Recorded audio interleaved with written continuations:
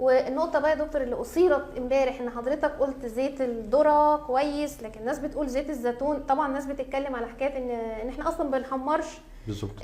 فاحنا نستخدم زيت ذره ليه؟ فايه بقى ايه وجهه النظر الناس اللي بتفضل الذره، والناس يقول لك لا خليك وابعد عن الذره خالص والحاجات دي وخليك في الزيتون؟ ايه الفكره بقى؟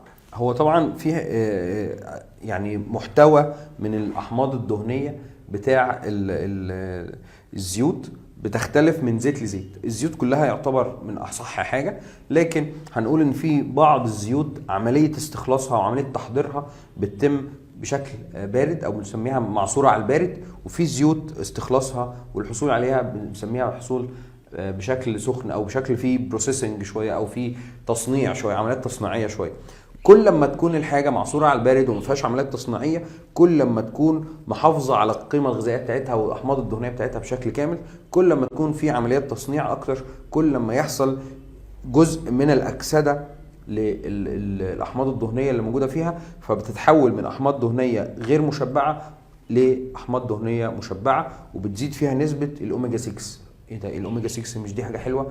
الحاجه الحلوه الاكتر الاوميجا 3، لكن الاوميجا 6 ليها نفع وليها ضرر، فبالتالي مش من الحاجات الكويسه ان انا اخد حاجه فيها نسب عاليه من الاوميجا 6. انا عايز اوميجا 3 بس عايز اقلل شويه من الاوميجا 6.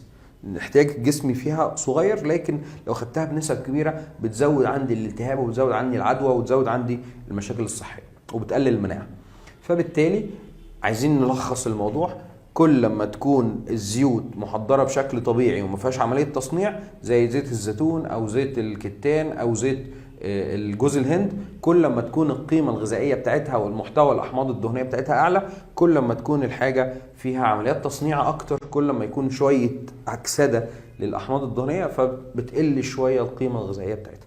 فبالتالي عايزين نقول ان الزيوت المحضره ثم الزيوت الزيوت المحضره طبيعيا، ثم الزيوت ممكن هي الاخرى زي زيت الذره زي عباد الشمس، ثم الدهون الحيوانيه. ده كده الترتيب الافضليه الاختياري لنوع الزيت اللي انا هستخدمه في الاكل. هم بس مش بيتكلموا عن عمليه تكرير بس، في حته اللي هي معدله وراثيا، بس هو كل حاجه معدله وراثيا.